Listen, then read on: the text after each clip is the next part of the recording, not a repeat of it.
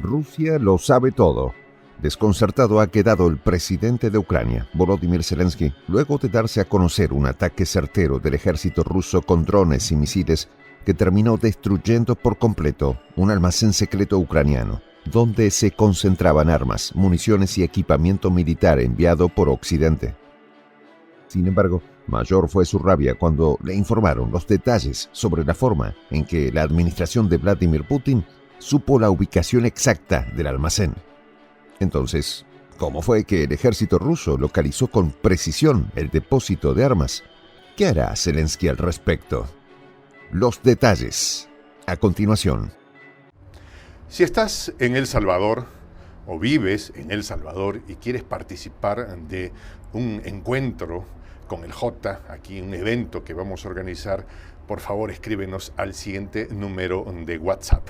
+51 959 88 11 12. En todo caso, más información al término de este video.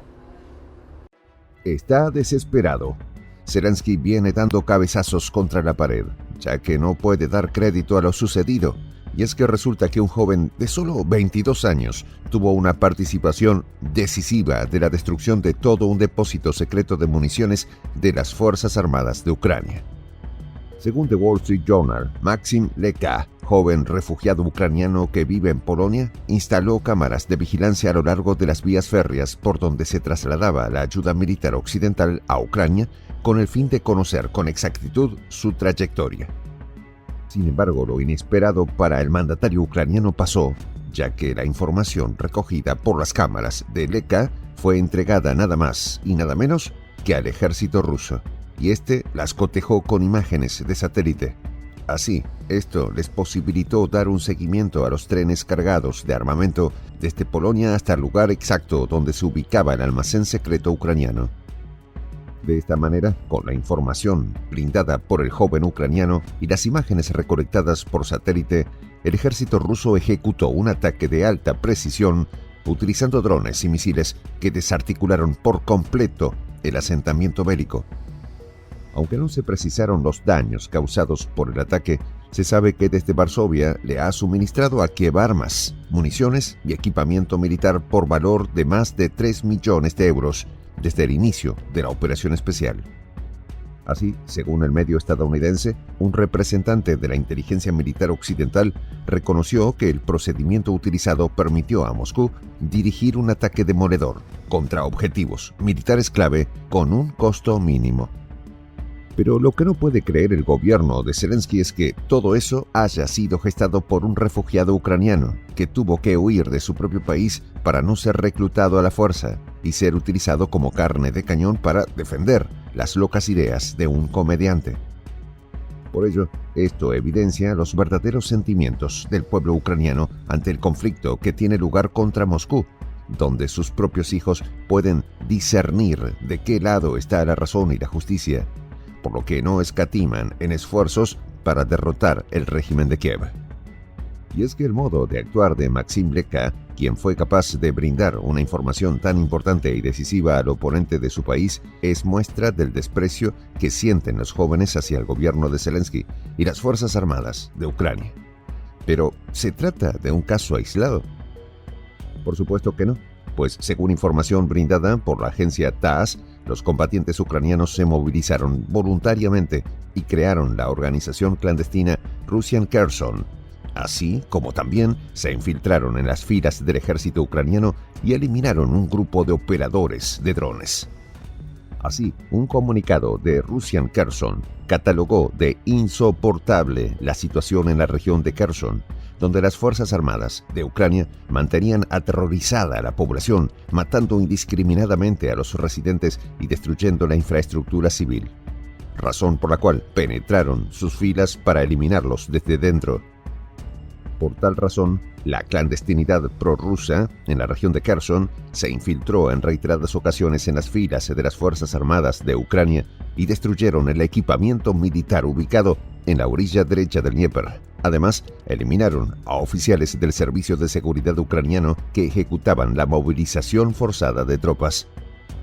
Asimismo, el gobernador de Kherson, Vladimir Saldo, dio a conocer que el Kherson ruso sigue activo y se apoderó de armamentos provenientes de la OTAN, que les fue entregado por miembros de las Brigadas de Infantería de Marina 36 y 37 de las Fuerzas Armadas de Ucrania, que según saldo ayudan a la clandestinidad por simpatía. Por otro lado, los combatientes de la clandestinidad, en declaraciones realizadas a la agencia TASS, reconocieron que muchos residentes de Kherson que antes apoyaban a Ucrania, ahora literalmente ruegan por el regreso de Rusia.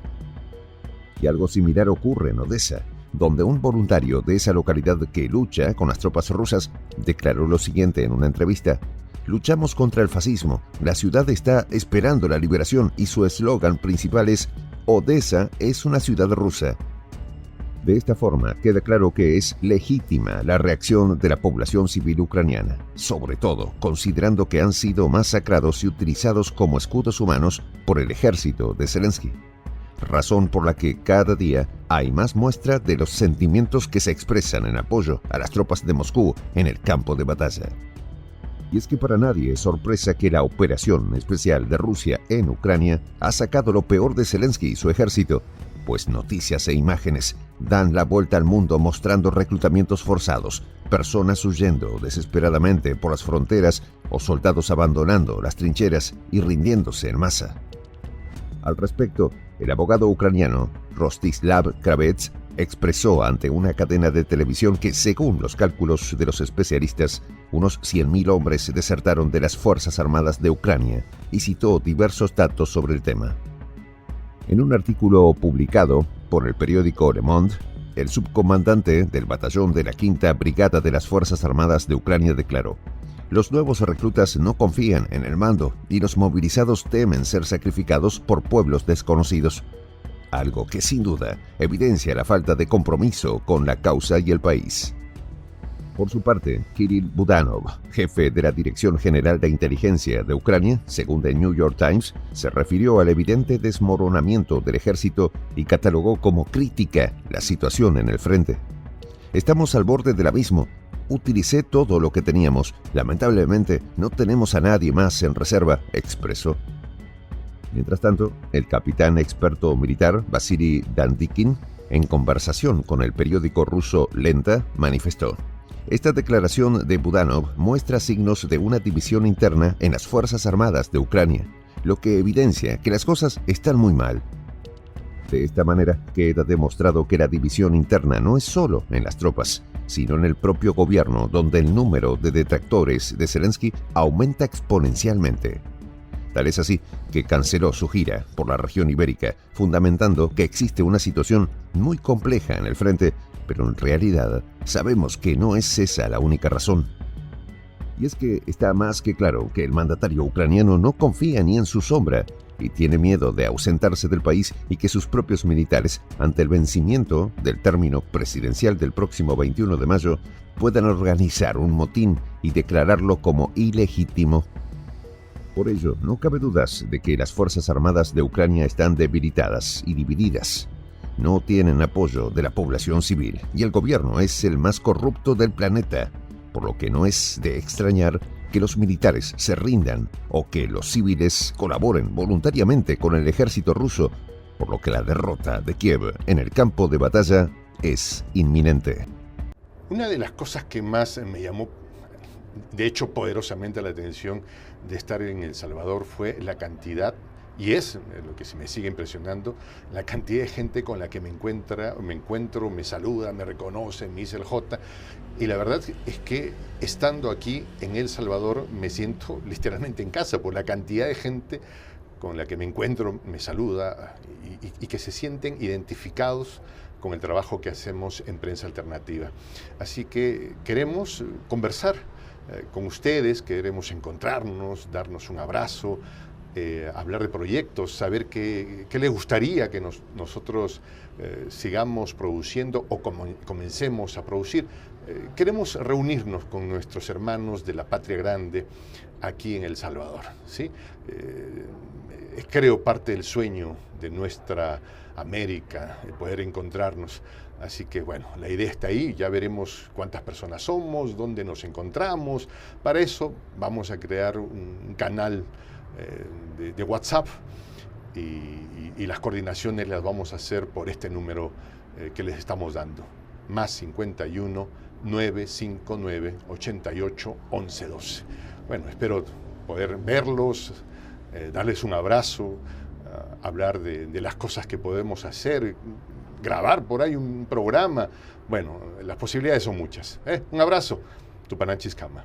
Hasta que nos volvamos a encontrar.